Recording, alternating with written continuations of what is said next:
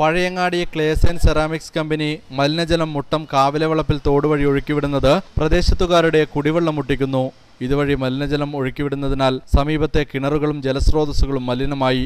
ഇതിനു മുൻപ് നിരവധി പ്രക്ഷോഭങ്ങൾ കമ്പനിക്കെതിരെ നാട്ടുകാരുടെ നേതൃത്വത്തിൽ നടത്തിയിരുന്നു.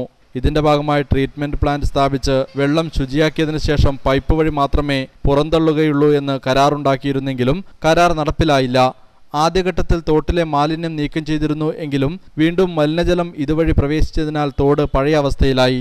മുട്ടം കാവിലവളപ്പിൽ മുസ്ലിം വനിതാ ലീഗിന്റെ നേതൃത്വത്തിൽ നടന്ന മനുഷ്യച്ചങ്ങലയിൽ നൂറുകണക്കിന് ആളുകൾ പങ്കെടുത്തു.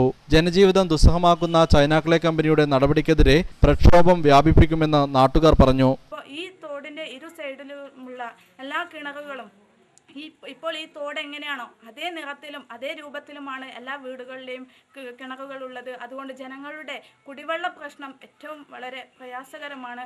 അതുപോലെ തന്നെ മിക്ക രോഗങ്ങളും വരുന്ന എല്ലാ വിഷാംശം കലർന്ന ഈ മാലിന്യങ്ങൾ വഴി മിക്ക രോഗങ്ങളും ഇനി ഭാവിയിൽ വരാൻ സാധ്യതയുണ്ട്. കാസർഗോഡ് ജില്ലയിൽ സംഭവിച്ചതുപോലെ എൻഡോസൾഫാന്റെ മറ്റൊരു രൂപം നമുക്ക് ഈ മുട്ട മേഖലയിൽ വരാൻ പോവുകയാണ്. അതിൻ്റെ ഒരു ഭാഗമായിട്ടാണ് ഇന്ന് മുട്ട മേഖല വനിതാ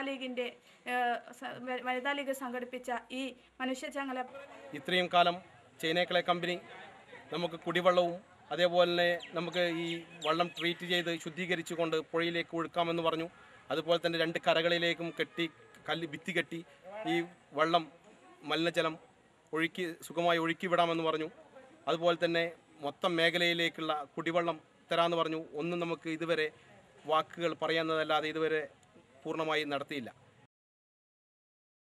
മുട്ടം കാവിലവളപ്പിൽ നടന്ന മനുഷ്യച്ചങ്ങലയിൽ ഗ്ലോറിനി Khalid, BS Mahmood, SK Abida, SKP Vahida, Anitha Ayyappan, AP Badaruddin, KV Mohanan, Farida, Najeeb തുടങ്ങിയവർ നേതൃത്വം നൽകി. News bureau, Pazhayangadi.